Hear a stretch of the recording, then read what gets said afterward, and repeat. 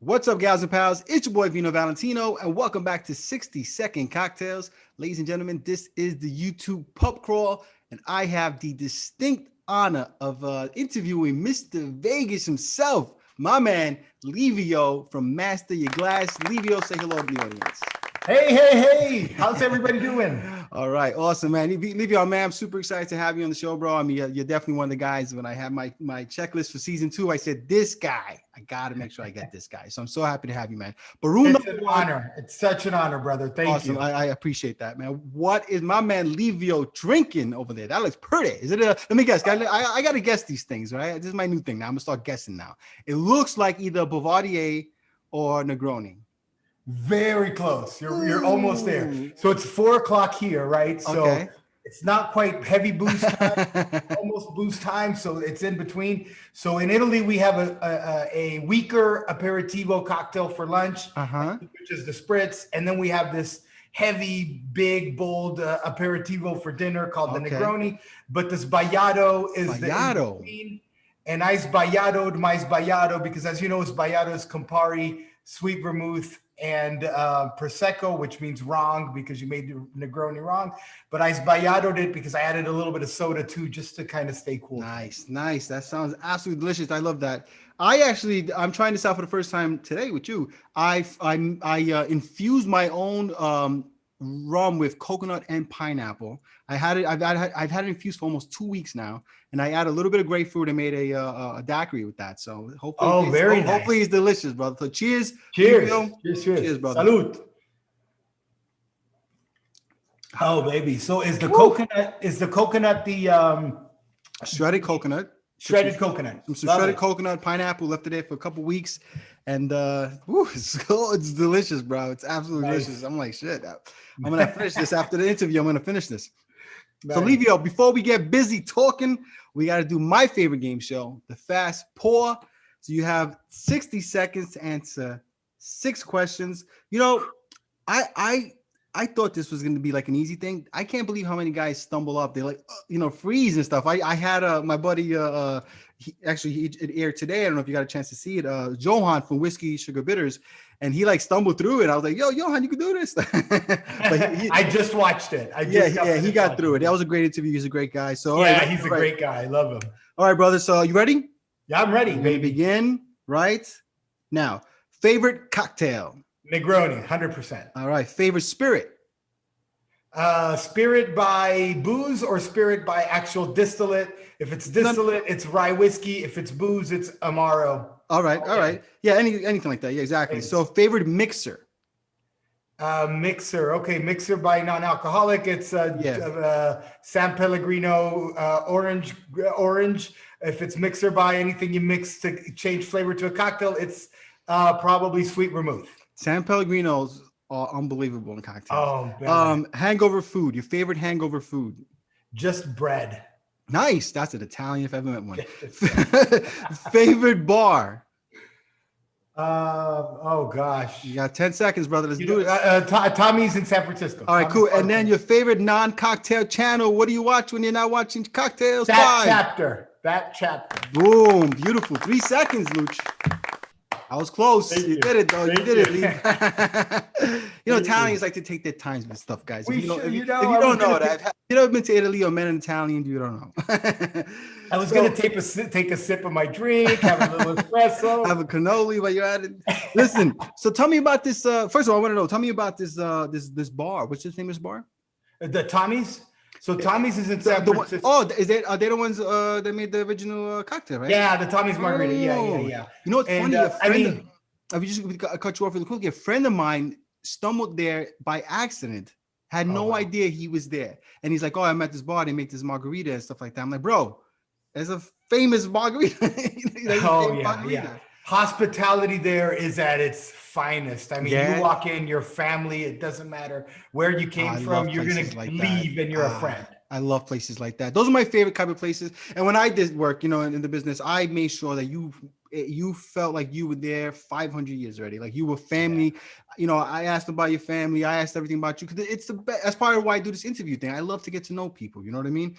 And it's so nice when you walk into a place, man, and you just feel not just greeted, but welcomed. You know, there's a big difference. You know what I mean? Greet is like, hi, thanks for coming. Welcomed is, oh, how was your day? How was your ride? You know, blah, blah, blah. You know, it's a very different line of questioning. You know what I mean? Oh, absolutely. Absolutely. Very much, Yeah. very You know, much. and I get that in your channel too. Yeah. The first time I saw you, the first time, Thank you. I always felt like there was a connection there. It's not easy, as you know, to do that on YouTube. No, it's not. It's very difficult, man. But And that's why I do this also, because I think it gives people an opportunity to get to know you guys on a different level, right? Because I admire what each and every one of you guys do, from the home bartender to someone who's been in the business for God knows how long. You know, it's a passion that we have for cocktails, but we're also like, there's more to it than just that, you know? Right. And sometimes in front of the camera, you really can't project that, you know, for reasons, you know, that it's because it's just shy or just don't have the content for that, you know? So this is a good opportunity, I think, for that. Now tell me about this cocktail channel, this other channel you were saying. What's the name of the channel?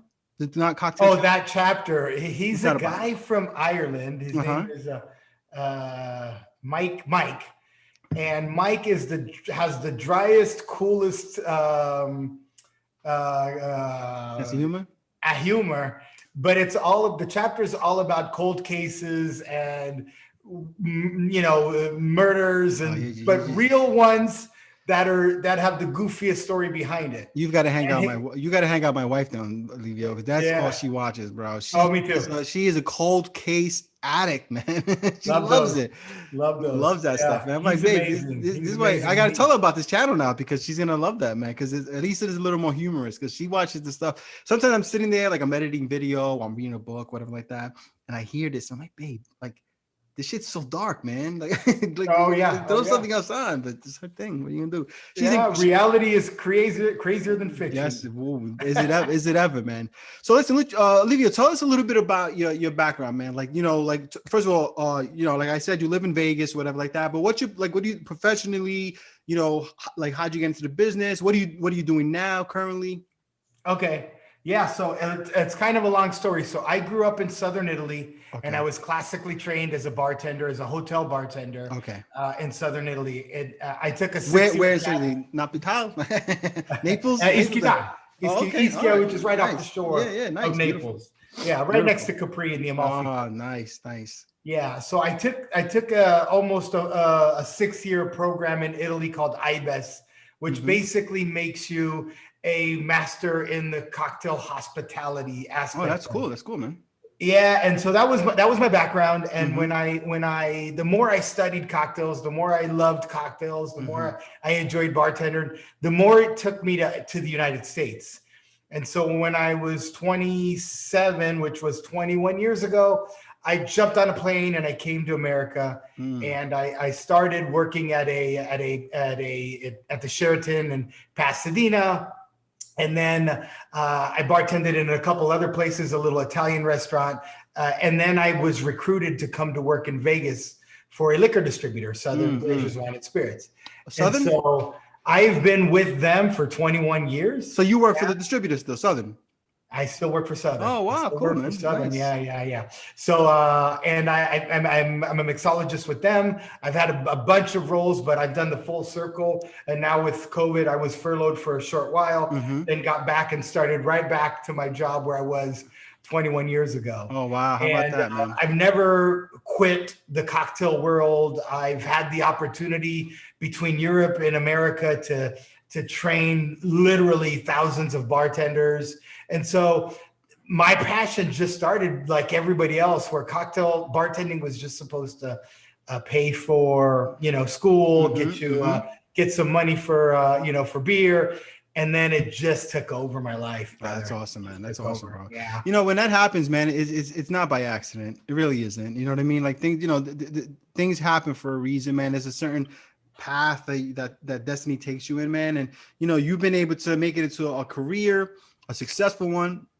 Now you've been able to turn it into a very successful YouTube channel, which hopefully will continue to grow. And I know it will, because it's a really great channel. And, you know, the good thing about you is that you have the resources to continue to grow the channel too, right? You know, people in the industry, you know, you have a lot of connection to products. So you're going to be in tune with what's going on. And that's going to give you a leg up, in my personal opinion. So, you know, I would say it's about air and opportunity. You know, the minute you get that opportunity, right, the right people see your channel, man, You're one of those channels I feel that way about. The right people see it, it's gonna take off because you got a nice personality. You know, you got a big, great smile. You're very welcoming in your channel. I think you got, like I said, I love your set, which I can't believe is your home because you have a Vespa on your wall, and you know, and you could see. And one thing I love about Livio, like as many of you guys know, I have a little girl and I absolutely love her. She's my world, and he brings his daughter around once in a while, and not only is she adorable, but I watch Livio and the smile and the glow that he has watching his little girl, man. That I know that feeling, man, and it only makes me like more admiring, you know, your product and what you do out there, man. Well, thank you. So cool, man. It's really cool. I love it, bro. I really do. I appreciate that. Thank you. So listen, man. Tell me, like why did you decide to make a channel, bro? Did you start during COVID or were you already doing it? I started August of 2019. So okay, 5 months before COVID. Yeah. All right. Which was not a good time. Everybody will say it was a good time. It was a terrible time. No, and first of all, there's a million channels like myself that popped up during that time too. So the competition was pretty stiff. Yeah. And it was oversaturated. It really was. Right. But fortunately, so the reason why I started the channel was I'm working for Southern. Mm-hmm. I teach spirits at UNLV, our university here. I was nice. Yeah. Nice. Former president of the United States Bartenders Guild nationally. And I just had a bunch of resources. But what I really wanted to teach was people at home how to make drinks the way I teach people outside of home. I wanted them to get that experience to understand it's really not too different, you know, it's really not. We're all people and we all want to learn the same thing. But more than that, I wanted to do, you know, and I don't know if I'm doing it the right way, honestly. Hopefully one day I'll get there.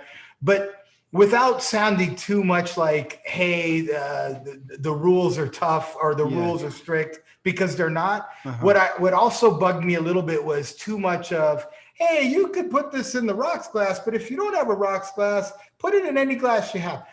That's great, but we also have to respect history and the classics. I got a collection of over 500 vintage cocktail books. And so they have a ton of history. And again, I would feel like I'd be a little selfish if I just have them on my shelf and I don't share what's in them. Yeah, that's actually a really good point. That's a really good point. And I think most of us are probably guilty of at some point. Well, all right. So I'm like you, I do respect the classics, but like some of the newer stuff, obviously, like a margarita, for instance, right?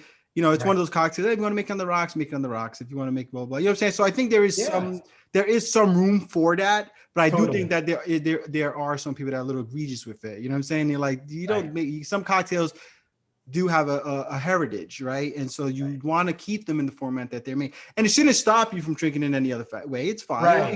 We get it. But there is something to making an old fashioned in a old fashioned rocks glass. You know what I'm saying? There are things like that. You know what I mean? So I agree with you. My friend Armando, he's a buddy of mine. We co-authored a couple of cocktail books together. Oh, cool. But man. he's the guy that was on my episode for the caipirinha. And he's you know a Portuguese, but was he the tall dark fellow? No, that was Joey P. No, this is Armando. Okay, I don't know if I saw him. The other guy, I like Joey P. He was a nice guy. Curly hair, yeah. And Armando, you know, he's a diehard cachaça expert, caipirinha drinker. Yeah, super wise guy, super wise guy. And he travels the country and the world showing people how to make the caipirinha. And he no longer uses raw sugar, right? He uses simple syrup. Yeah. But his final product is the same. And I love what he says, right? He says, hey, listen, I might have made the drink different, but what's in the glass is the same. Now, if you want to make it the same way it was made 200 years ago, just make sure when you go to work tonight, you go to work on a horse, because that's how they went to work 200 years. So not that. That's not how I cover the channel. What I like to say is, hey, listen, this is the appropriate glass. If you've got another one, that's fine. Yeah. But don't forget that if you have this one, that's the one, because I think that's important. You know, I mean, some drinks, obviously, you know, it does get a little bit scientific in terms of like, you know, how air, you know, can change a cocktail. That's why you put it in certain glasses. Like, wine is really my background. So like that, there's all these different bulbs for wine, right? And it's because air does change the way a wine tastes. And cocktails to a certain extent can be affected that way too. You know what I mean? But not to the extreme of liquor. Now, in terms of your buddy with the sugar and the simple syrup and the caipirinha, and I'm not going to argue with him because I'm not a caipirinha expert, but damn you if I put simple syrup in mine. you won't get me to do it. And let me tell you why. It's a texture thing. It's not about the flavor of it. I get it. It's very likely going to taste the same. But I love getting down. It's the same thing with an old fashioned. I love to get down to the bottom and it gets gritty. I love that. Some people don't like that. I know friends that are like, oh man, I hate that stuff. I'm like, I get it. It's cool, bro. Texture is so important in people's palates, right? It's so important, right? And so for me, it's like when I make a cocktail, I like to strain it all the time, right? Unless it's on the rocks, which is different. But like if I'm making something in the coupe or martini glass, I like to strain it because I don't necessarily like ice bits in my cocktail. I'd rather have ice cubes than ice bits, But for some people, they don't care. Now, if I don't strain them, am I going to not like the cocktail? Of course, I'm still going to enjoy it. But it's just it's a sensory thing. You know what I mean? No, and I agree with you. Same thing with me on the old fashioned. If it has that little grittiness of the sugar cube on the bottom, baby, I love it. Oh man, I'm all about it, especially because that stuff absorbs also some of the flavor of the cocktail, and it just I don't know. I love that stuff, man. I love it. So I mean, I think you kind of went into it in terms of what the identity of the channel is, but like, what's your elevator pitch? I want to know your elevator pitch for your channel. I bump into you in, the one of the hotels, and I'm like, hey, buddy, I saw you. What's your, what's your channel? So here it is. Welcome to Master Your Glass. I am Livio. I was classically trained in Italy and have been training bartenders and helping liquor brands and bars and restaurants improve their products for over 30 years. But don't let all of that confuse you. In this show, we make cocktails at home for people like you, so you can learn how to make them just the way I was taught. Woo, man. One breath you did that, guys. Let's give him a round of applause. Second floor. Yeah, that's cool, man. I mean, I think it's great to see like how all of us ultimately are trying to teach people how to make a good cocktail. You know what I'm saying? We may all have a different approach, but we all ultimately want you to enjoy cocktails the way we do, because we love them, right? It's what we love doing, And absolutely. So, it's great to hear your perspective on it versus everybody else that I've, interviewed and stuff. So let's talk about cocktails. So you were obviously classically trained in Italy and whatnot, but were you already drinking cocktails at the time? Were you already drinking at that point? So I'll give you the first story. So I also grew up in Southern California before going to Italy. So from when I was born to the age of 12, I lived 8 months in America and 4 months in Italy. So going back and forth. Mom and dad were Italian, but they did a lot of work. Yeah. And so when I was 12, I was at my cousin's wedding in California, and my uncle and my dad, obviously they were brothers, they go to the bar area of where the celebration was going, and they ordered a drink. And so I followed them. Well, they wanted to talk about what they wanted to talk about, and I wanted to talk about remote control cars. And so to get me to kind of get distracted, my dad asks the bartender, "Can you make my son a drink?" And the minute I saw the ice and the bubbles and the grenadine and the squiggly straw and the cherry, that moment I'll never forget it. And wow, I said, that's amazing. That's so early too, man. Holy it was August of 1985. And 1985, and I'll never forget it. And that was like, and so it was always in the back of my head. And then when I moved to Italy permanently, I had a couple of other jobs, but I was bartending in predominantly what are piano bars, and that's why I'm happy I learned in hotels, because in hotels you learn people, different walks of life. You learn the conversation. That's true.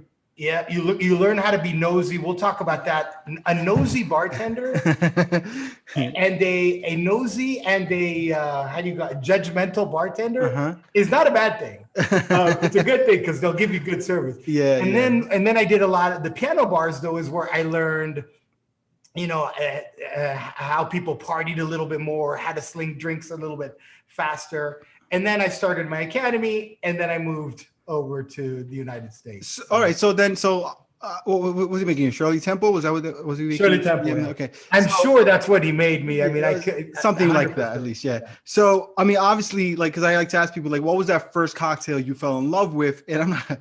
So we're gonna not say the Shirley Temple. Yeah. What was that? What was the first cocktail though, that you said to yourself, like, this is my jam right here?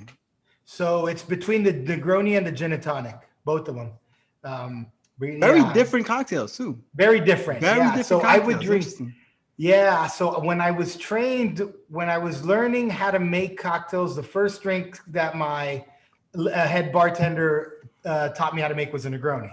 Okay. And then, and so of course, then I tasted it and it was terrible and all that stuff until it really started tasting really, really good. Isn't that amazing with that cocktail, man? Oh. It goes from tasting like one of the worst things you've ever put in your mouth to when I have a Negroni now, it's like this is like the nectar of the gods. It's so unbelievable. I do prefer Bouvardier, but I love a Negroni. Yeah. I feel like whiskey kind of even it smooths out the bitterness of the whiskey, even of the Campari even more. Right. But either way, it's absolutely delicious. My first cocktail was an old fashioned, but the first cocktail I fell in love with was an old fashioned. But the other one, because there is kind of like two, there is often two, was the Rusty Nail. And it wasn't, and the reason I don't usually reference that one first is because the first old fashioned I had, I fell in love with. It took me a few Rusty Nails to fall in love with it. And it was because I didn't, for some reason, I don't know, the guys, that one's it's only two ingredient cocktail, but balance is so important in something like that. It's so important, right? People realize, it's only two ingredients. No, that's why it's even more important to balance it.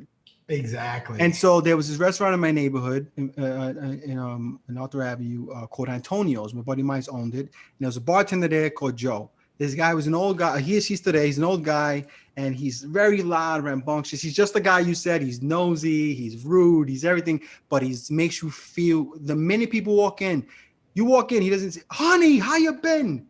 Brand new people, and automatically like, "Oh my God, this guy's like making me feel like I'm home." So anyway, he made me a Rusty Nail, and I was like, "This is it.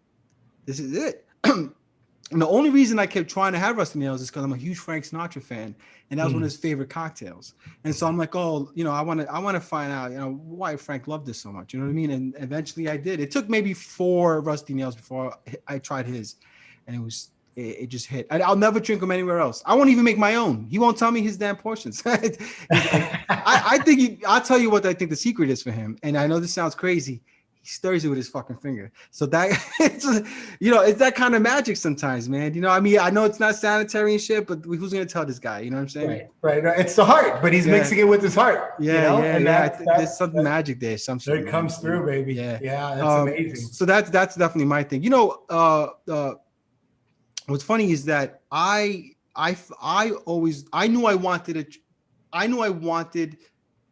See, like I said, I grew up a big Frank Sinatra fan, D. Martin, all these guys. I grew up like that in the neighborhood. And I remember, for me, the first time I saw Dean Martin with a drink, and this guy was like so chill, like so cool and handsome. And I loved his voicing. And he just had like this, the way he sings is very laid back. And I said, man, this guy's the coolest cat on earth. And I was young, I mean, but I always loved that old school stuff. Right. And I said, this is the coolest cat on earth, man. So I said, when I start drinking, I want to have what he's having. You know what I mean? But I ended up drinking what Frank had instead. But, because I didn't like martinis. I wasn't a big fan of martinis. I'm still not the biggest fan of martinis. But I knew I loved, like, the way it looked.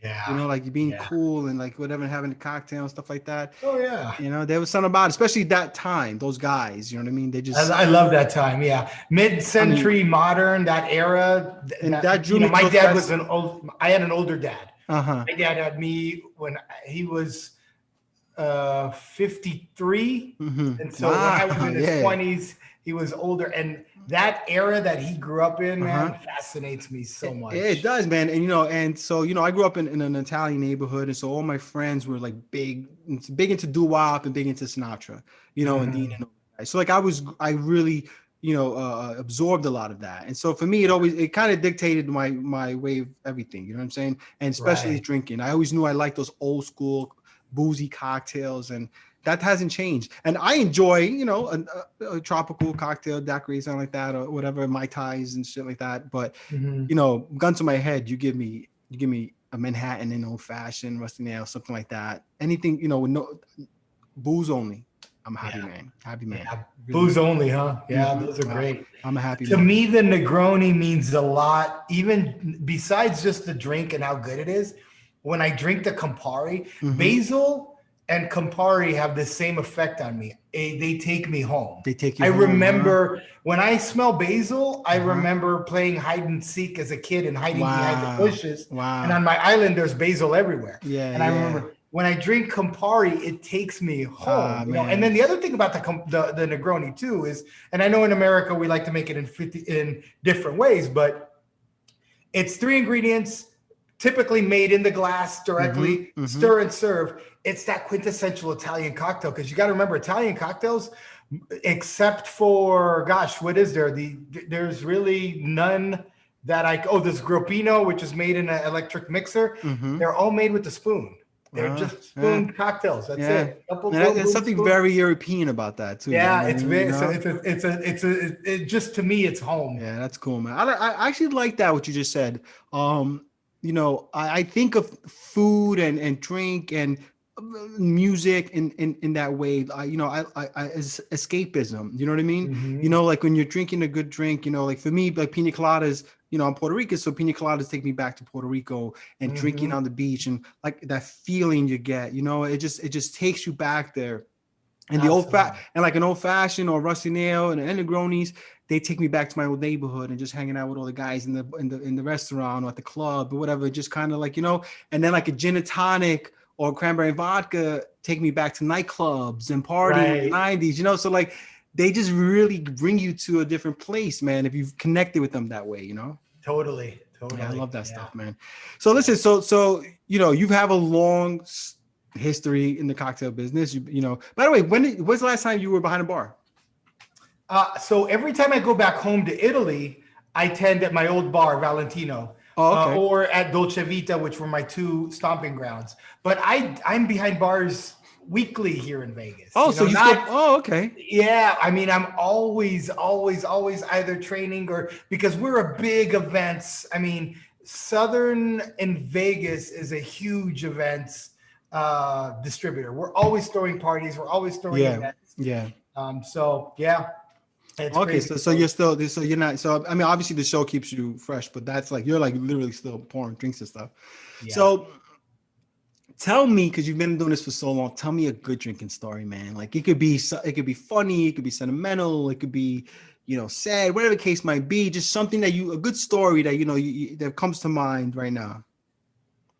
You know, it could be bartending, it could be a teaching story, it could be friends, whatever the case might be. That's a good question. So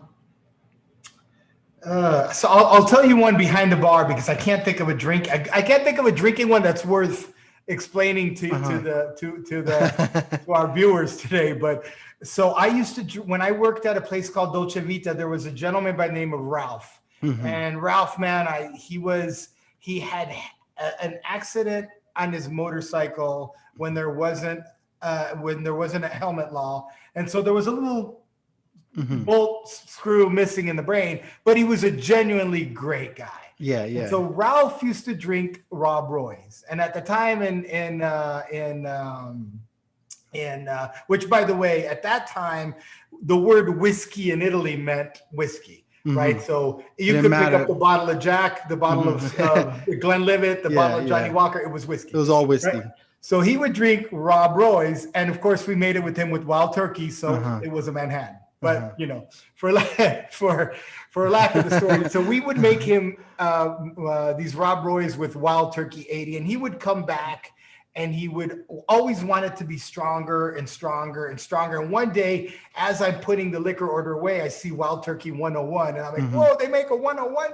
And so I made it with him. And then a few years later, Salvatore Calabrese invents a drink called the Direct Martini, which you put all the ingredients directly in the freezer or the fridge, and then you pour them in with less dilution. And I kept on doing that for him. But the unique story that this guy had is that every time he would take a sip, he was literally like, hey, how are you? How you doing? How's mom? How's dad? On the island, everybody knows everybody. But then he would take one sip. And whatever that piece missing in the brain would Activate. click in or click out. And he would just start MFing me and just being so hard to work with. Like really tough. But I knew his family. I knew him before the accident. It wasn't anybody. One day though, he crosses the line. I was with my assistant bartender, Clelia. He takes the sip and he gets really smart with her. And so she starts responding back to him. I start responding back to him. We kind of had to, kick him out and all that.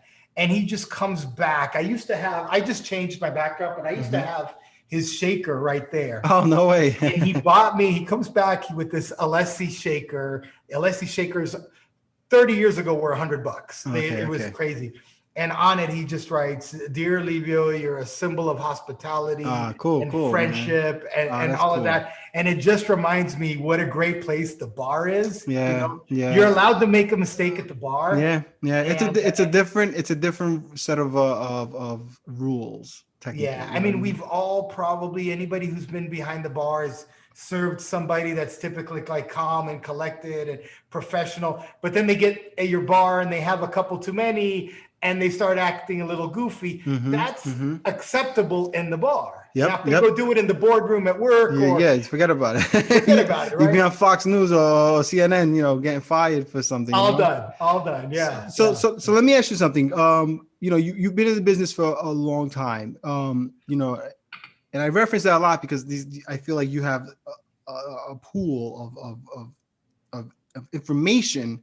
So like these kind of, sometimes these gotcha questions are tough for guys like you. Yeah. So what would you consider to be your wheelhouse of cocktails? Like, what is it you think you make the best kind of cocktails, or the best kind of, like, Amari's the best, or is that your wheelhouse, or is it old school 50s cocktails, mid-century? Is it tiki's? Like, what category of cocktail would you say is your strength?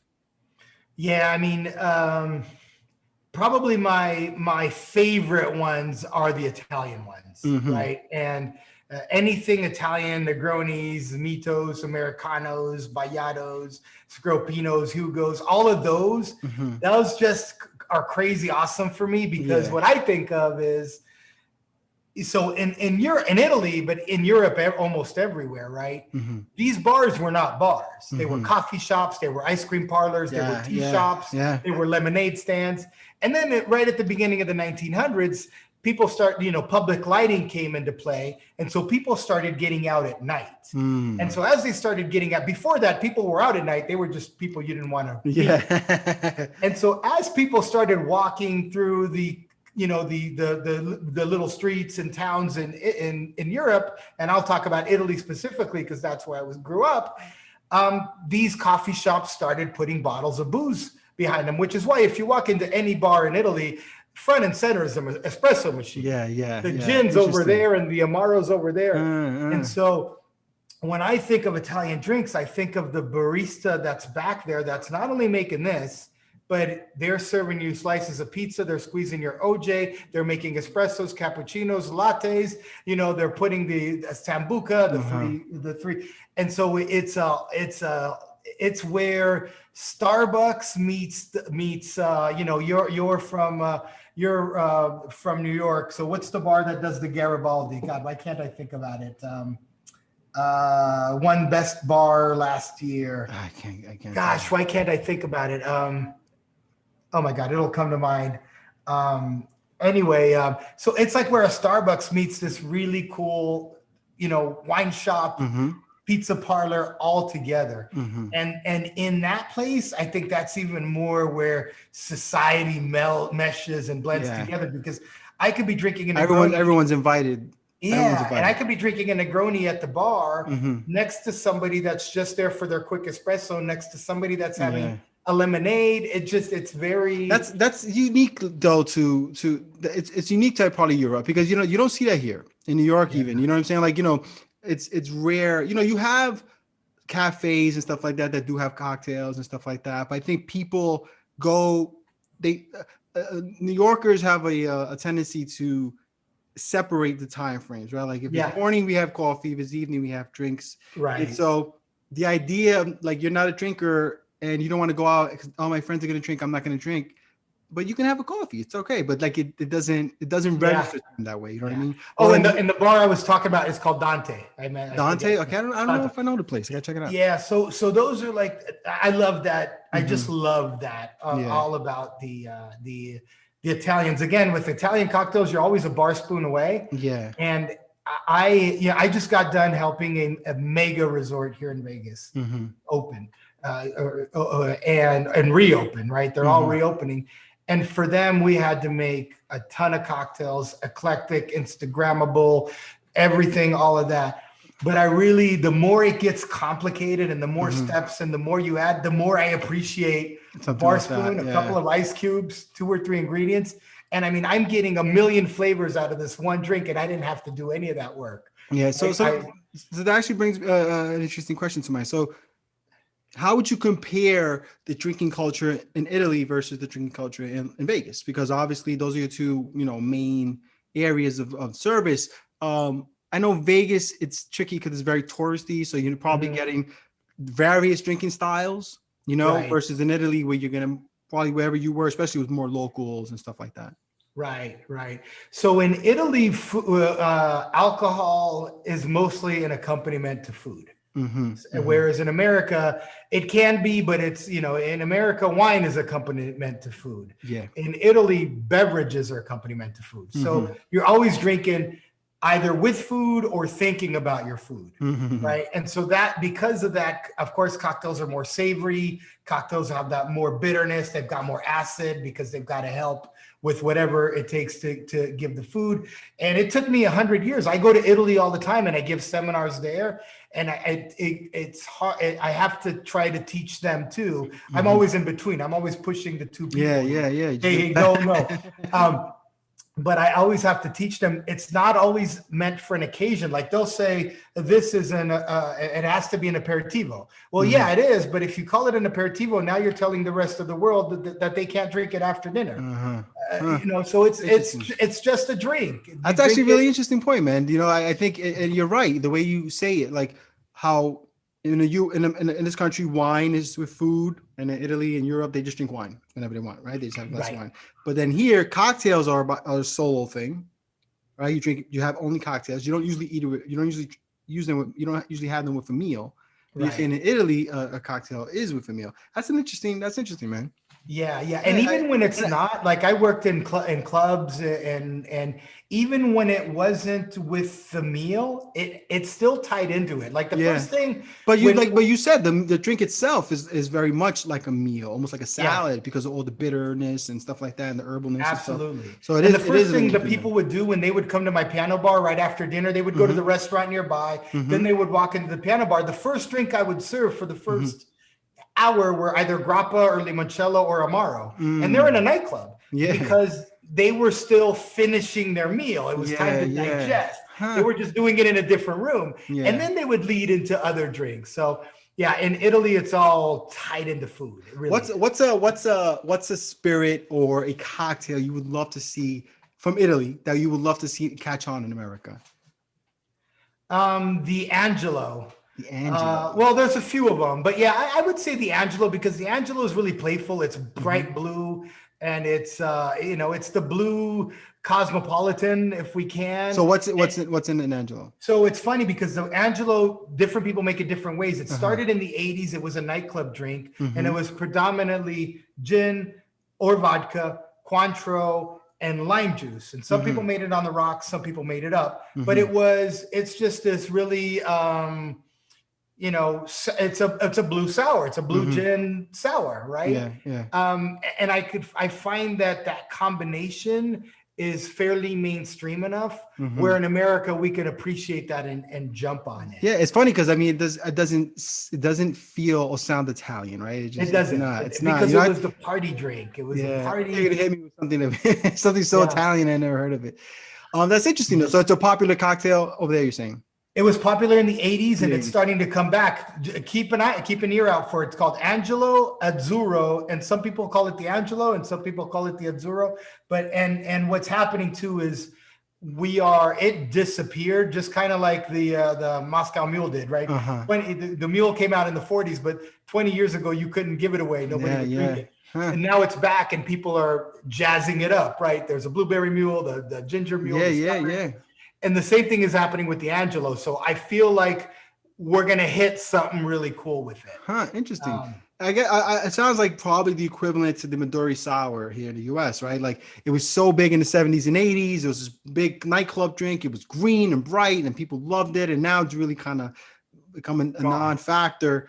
But it's very possible something like that could come back, you know? Yeah, and the thing is that the Midori Sour, it doesn't have a spirit in it, right? It's got the Midori. This one here having gin and or vodka, which are popular in America. They're easy to drink. I think that can be, again, I think it's a good template for something cool. Yeah, it is. It sounds like something people could really toy with and play with, you know? So all right. So we know what your strengths are and stuff like that, but what's a blind spot for you? What's an area of the industry, which is probably even tough. Again, not only have you a long history in the business, you work for a distributor, right? So you have access to a lot of shit. You have to be really knowledgeable, if anything, about about your portfolio. So like for you, I mean, there has to be still something where you're like, this is not my strongest category, you know, but you still probably know it. And believe it or not, YouTube's taught me a lot because my weakest category was tiki, and then I did a couple of episodes with my tiki buddy, and he taught me a lot of tricks. I think that guy's great, by the way. You know, more than a style, believe it or not, it's kind of a old school stubbornness to embrace the imminent new. I'll embrace the new. Okay. But you got to show me that there's something there before. I'm not going to be the first one to jump on the next, pumpkin gin. It's going to need to prove itself before. So I'm a little stubborn. How about stuff like how about stuff like clarification and milk and don't like it. None of that stuff, right? Yeah. See, that's the stuff I'm with you on that, man. Because like I said before we started talking on the recording, I have nothing against the stuff, but it's a bit of a dog and pony show for me. You know what I mean? Like I'm old school with my cocktails making. I do embrace new techniques and stuff if I think that they really provide, you know, something to the cocktail outside of making it, you know, a milky texture-ish type of thing. You know what I mean? Like that's really, you know, I get it. There's a lot of pop and circumstance to this stuff. Like people love a show. They love a show and, you know, that's great, but it's not for me. It's not for me. Yeah, no. If there's a purpose to it, I agree. Like if you have an ingredient that's going to make your cocktail look mud brown, right? And you clarify it so that it doesn't look mud brown, I'm in. Yeah. Good idea. Now we could sell it and people will drink it and we can create something nice. Yeah. But if you got this beautiful bright red drink and you're clarifying it just to clarify it. Yeah, like a clarified Negroni, exactly. Like only I've heard is that, it's a little less bitter, it's a little, you know, little, I guess, easier on the palate. I'm like, okay. That can be achieved in other ways. Yeah, and maybe I don't want that. You know what I'm saying? Don't drink a Negroni if you don't want it to be bitter, dude. I mean, you know what I'm saying? Like that's kind of my mentality on that. But again, no knock on those guys. I mean, everybody's no. You know, but it's my own personal preference, and it's good. Listen, there's probably guys that go, how do you drink all that whiskey forward shit? You know what I'm saying? Give me a tiki cocktail any day, and you know what? You're right. Everybody has their thing, man. You know what I'm saying? Absolutely. So, what is Livio do, man, when he's not bartending or making drinks? I mean, you've been in this business so long. I mean, you know, sometimes you know, you can't be all encompassing. There has to be something else. So I love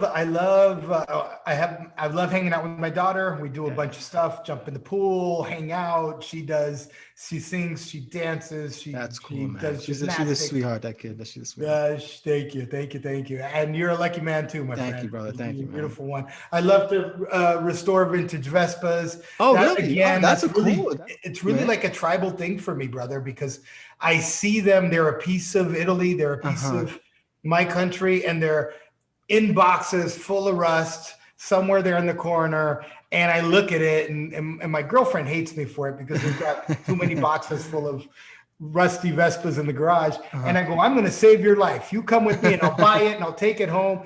But I've saved quite a few, so I love doing that. And I love bar hopping, so I know that sounds like it's the same thing, but it's not. No, I can totally take off my work hat, go to a bar and just be a good old consumer like anybody else, and just enjoy a cocktail for what it is. And not the production, the making, just having one. I gotta tell you, man, it's admirable to see your passion for Italy. You know what I'm saying? It's so cool when you see people who they don't just love something or like, there's a passion, man. You speak about Italy in a way that is so fascinating. You know what I mean? Like the fact that you rebuild Vespas and certain cocktails bring you back, and it's so cool to see that connection you still have to Italy, man. Is this something is this something that you think like in the long term you'd like to go back and just kind of make it home? Oh yeah. There's a lot to come, Vino. I mean, I don't know why. Sometimes I hate it. I'll be honest with you. But when I was born, somebody planted in me this need to discover and deliver to the population the hidden history of things, whether it's Italian or not, but most of them end up being Italian. So yeah, I've got a cool product that hopefully I'll be able to come out with that is, man, that's awesome, brother. Historical Italian. So it's just been gone for a while. And then my mom still lives in Italy, so I still have a little home base there. When I can, I run back. So I'll definitely be living in Italy at some point. I can imagine how great that'll be for you. Considering your love for Italy, did you ever consider, making your channel like an Italian, beverage channel as opposed to being kind of a broader cocktail channel? Yeah, I have. And when I was on furlough, it was in the plans. And then when I got called back and the city opened, I got bombarded. But I do want to bring Italy a channel that's really different to Master Your Glass, completely the opposite. Yeah. And with that one, I want it to be, Italy's a lot more nostalgic as a country in many ways. It's so romantic to people that have never been or people that have been. There's something romantic about it. People love anything Italian, dude. You are Italian, so you know it, but to the person that's not Italian, there's something just so unbelievably romantic about it. Right. And we love old stuff because we have it all over the place. And so we cherish it, and it's not easy for us to say, well, who cares about what happened yesterday? That's the past. Forget it. We have it in front of us day to day. So my chapter for Italy is going to be in my, in front of my bookshelf, and I'm just going to open old books and I'm going to make cocktails from books and tie them to the bartender and tie them to the story. Oh, that's cool, and they don't have to be the popular ones. It doesn't have to be the Manhattan and the Margarita. It could be the flaming lizard that nobody ever heard of. And because Italians love history, they love America, and when you tie the two together, it's something special. That's cool, man. That's cool. I'd love to see it, man. Especially because, again, like your passion there is so obvious, and that comes across. That really comes across when you do stuff, and people know that you're really passionate about it. It's like I don't know if you ever watch Louis. I think it's Fernandez. I can't remember his last name. Louis, the other bar channel. Louis. Sorry, Louis. I don't remember your last name, but he does all of the South American cocktails.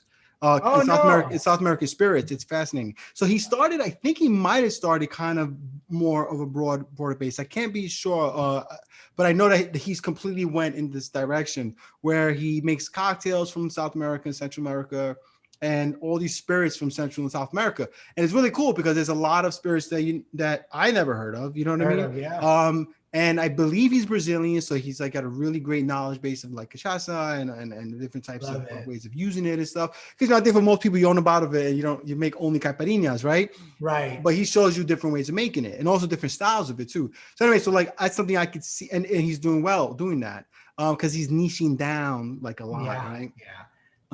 And that's something I can see with you because I can't think of anyone that's doing like really like a real Italian cocktail channel. Right. I mean, well, I'll tell you, had that Italian kid doing something, Dr. Cocktail or something like that, but I don't know. I don't know if he flamed out or whatever, but he also really wasn't making it wasn't like an Italian cocktail show. Right. Well, the thing is so if I listened to if I was really better at listening to my viewers, that's where my show would go because my shows on Amari, Italian cocktails, vermouth, aperitivi, all of those have skyrocketed, and all comments and the questions and the comebacks and the top views of the week, or all those, way more than any of the other stuff by a long shot. You don't have to come to me to learn how to make a margarita. Yeah, but that's exactly. You know, if I listened better, that's where my show would go. It's just sometimes I have to also integrate what I learned. So I have to integrate because I'm running around like a madman. And so if I'm teaching gin this week at UNLV and I happen to be making a gin presentation at work, I'm going to make a gin cocktail this week on Masterclass because I ain't got time to move. It's just easier. It's easier. Exactly. But I mean, listen, the reality is though, is that again, going back to this kind of romanticization of Italy, things like Amari, right? You buy an Amari and you're like, you don't know what to do with it, afterwards. Like that's I think a part of the problem, and like where you could be of use to people. Like you said, when you do those videos, right, you get a lot of comments and questions because people aren't, it's like Amari is definitely a blind spot for me. I used to be, that's my blind spot. And so, like learning more, whenever someone does an Amari video, I'm like, oh man, like I gotta go get me some Amari. I gotta figure this out. So I'm actually redoing my set. This is not it. I had a construction situation here, so I'm redoing everything. And part of my thinking when I rebuild is to have like some Amari bottles and really start messing with them more. You know what I'm saying? And really kind of going through your channel and other channels that have Amari cocktails and really learn more about it because it also excites me too, right? Like I got a cocktail channel and stuff like that, but I'm learning. We're always learning, And so I want to go into something that I've not tried before. I love trying cocktails for the first time on my channel. It's one of my favorite things to do. You got a genuine reaction from me. And so a lot of these Amari cocktails would be my first time having them, or even trying the Amari period, Right. So that's something I definitely think that I'm not alone there. And that's why those videos might get that kind of attention from your viewers, because it's mysterious, but it's Italian, so it's like, sexy and romantic, there's that whole thing going on there, Yeah. And it's so confusing. I mean, you look at a bottle of Amari, it's black liquid, it's a yellow label with red writing. There's dates on them that aren't true because, they write the date that the liquor manufacturing plant was born, not the date that the liquor was born. So you look at a product that came out yesterday and it'll say 1860. It's fun though. And the fact that they're made with so many different kind of herbs or spices, all this stuff is what makes it so much more confusing but fascinating at the same time, right? Because each one of them tastes different from the other, right? And so then the cool thing is like one thing that I've been doing when I go out to drink or whatever like that is trying cocktails and like, doing with a different Amari in it. You know what I'm saying? I'm trying to, now that we're reopening and stuff like that, I can go out and get a drink. I try to like replace like I'll make a Black Manhattan with different types of Amaris and stuff like that. You know what I'm saying? Just to kind of get a sense of how it affects the cocktail, trying these different Amaris and stuff like that. Because that stuff is what fascinates me more than anything else. Like, how does this it's good, but how does it affect it? And now I'm thinking in my mind. Yeah. So let me give you a suggestion. You can edit it out if it's not supposed to be. But if you buy a bottle of Zucca Rabarbaro, you can only buy that one. But if you want to do it the right way, you buy 3 of them. You buy Zucca Rabarbaro, you buy Amaro Averna, and then you buy Fernet or even Fernet. Okay, Fernet. All right. So if you drink the Zucca Rabarbaro, you drink it. If you like the first 20 seconds of it, you got to go this way. You got to go to the Averna. If you like the last 30 seconds of it, you got to go over here. Because Amari are either sweet and pastry and marzipan and almondy and sweet orange, or they're bitter and medicinal and herbaceous. That's what I get with the Fernet. That's what I get with the Fernet. Yeah. So the Zucca starts one way and ends the other. So that's I gotta try it. I gotta try that. That sounds actually pretty cool. So I don't know that bottle. I've got to pick that bottle up. The one you just said. Zucca, I'm keeping this in. This stuff is what people want to know, bro. There's no one done that. Are you kidding me, bro? That kind of information is amazing because again, it's like, it's like, so bourbon is one of my strengths, right? And so a lot of my friends say to me, oh man, what kind of bourbon do I get? And there's differences in that. You know what I mean? It's not just bourbon, right? It's not, you have a higher rye mash or, or you have a over 100 proof, whatever, so like, you try to guide them in that way. And so it's good sometimes to have that baseline that you just said, like, if you try this, how do you feel whether it starts or begins is going to help you guide your way through the other types? You know what I mean? Yeah, totally. That's actually cool, man. I love that. I love that. So let me ask you something. So what is your goal for the channel, the future for the channel? Like what, I know you told me you want to do some more, the history stuff and whatnot. What is the ultimate goal for Master Your Glass? Like what do you see, or what do you hope in the long run to be able to make out of this? Besides the obvious, monetization, this and that, third, do you want to make it into, a book, or do you want to make it into just like a resource or a show, or, what do you want to do with that? Yeah, I mean, what I would like to do is I would continue to like growing the channel and learning better what people want. Just learning more and more, fine-tuning how I present, fine-tuning what people want, and then grow that whatever that niche ends up being, growing it up. But I really want Master Glass to be a cool beverage lifestyle platform that has a YouTube channel. I don't want the YouTube channel to be the only thing. Right now I have a cool website, but it's still work in progress. I built a cool bar station. We'll talk about that another time. That's work in progress. But what I really want to do is I want to fine tune the channel, figure out really what people want, and if I can give it to them so that I could build my niche, but then make sure that the YouTube channel isn't the end all be all of it. Right? Yeah, that's good, man. You don't want to put all your eggs in one basket. You know what I mean? Because you want to be able to diversify not only where you're exposing yourself, your product, but also like what your product provides. It's just not kind of a one trick pony. You know what I'm saying? Yeah. So with regards to those little things, do you think you'll ever take the show on the road? I mean, you have access to so many bars and nightclubs. I'm sure they're friendly with some of these guys, and I'm sure they'd love an opportunity to be on YouTube and stuff. You think that's something you'll end up doing? Yeah, I was doing it before COVID. So I filmed Tommy's. I filmed the Tommy's Margarita at Tommy's. Okay. I filmed the Irish Coffee at the Buena Vista. I filmed the. I gotta look at some of your old stuff then. Yeah, I started watching obviously during COVID, so I like some of the old stuff. Yeah. Some of my older stuff I filmed the Chartreuse Swizzle at ABV in San Francisco. I used to love doing that. Cool, man. It's That's so awesome. fun. So I'm assuming you're gonna introduce that again once things are a little more. Yeah, but again, I need to fine tune that too, because believe it or not, what I'm learning is the shows that you do with others they're not received as well as the ones you do alone. People are used to just watching your head talking. It's interesting, isn't it? Yeah. I mean, those episodes are very expensive to do. They're crazy, and I beg you, I beg you to watch my Boulevardier episode. I've got 14 bartenders on the Las Vegas Strip under the Welcome to Las Vegas thing. It's got 800 views. It's almost a year old. That was so expensive. I wonder if that's also because it's not like, this is different, right? This is a conversation, so people are listening to our conversation, and when you're doing a one-on-one, you're talking directly and you're giving direct instructions on how to make the cocktail. I wonder if sometimes these features kind of go places that kind of throw people off a little bit. You know what I'm trying to say? Like, they're not structured in a way that people stay engaged. You know what I mean? Right. I don't know personally. You know what I'm saying? I haven't done anything like that yet. And when I watch those shows that you've done with a guest, I like them. I like to see your banter with the people. So I guess I'm a different cat, right? So I'm looking at it from a YouTuber perspective or something like that. Yeah.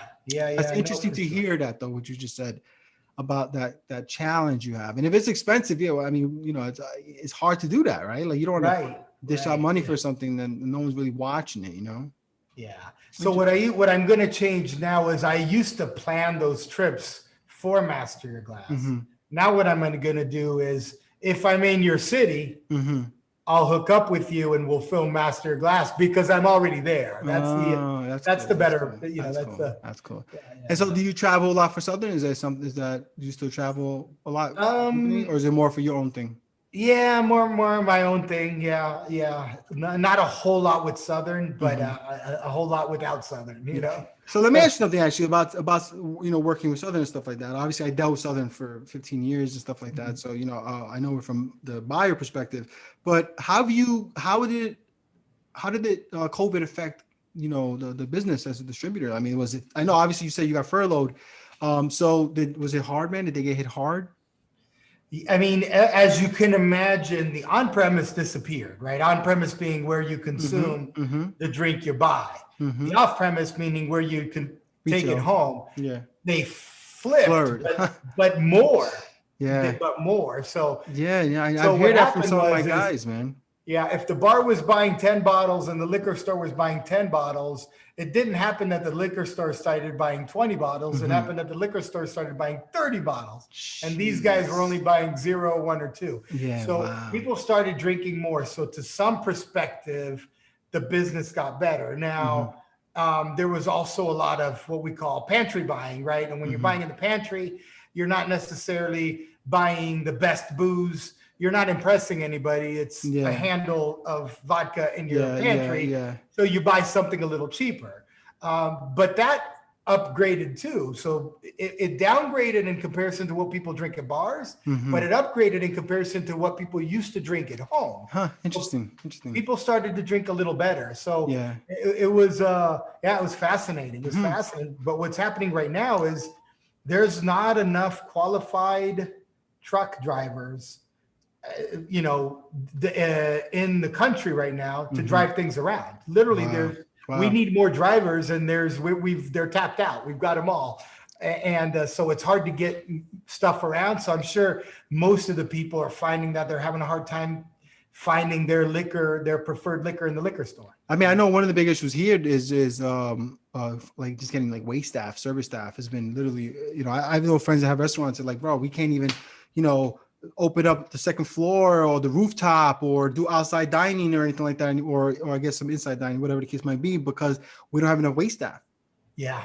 People obviously because of the unemployment situation. Is that something that Vegas is dealing with too? Yeah, we're dealing with it too. And plus this all happened to us while we were opening 1, 2, 3 mega resorts, and we needed literally thousands of employees. And so, it hit us. It's pretty crazy what's going on. It'll be interesting, right? Because like you can kind of understand it, right? They're making more money not working, right? So, and then ultimately when the money runs out, the jobs are still going to be there, right? Because the restaurants need them. Right. So it's like there's really no way to fix the situation outside of telling them, they get taking the money away. You know what I'm saying?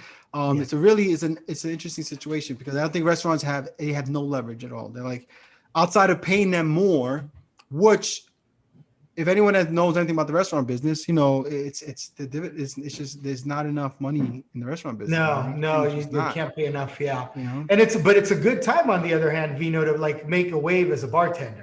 Like it really is. Like if you're not one, if you want to learn how to be one, or if you're still kind of teetering, it's a great time because it's the best traveling job in the world. And if you love to travel, it doesn't get any better.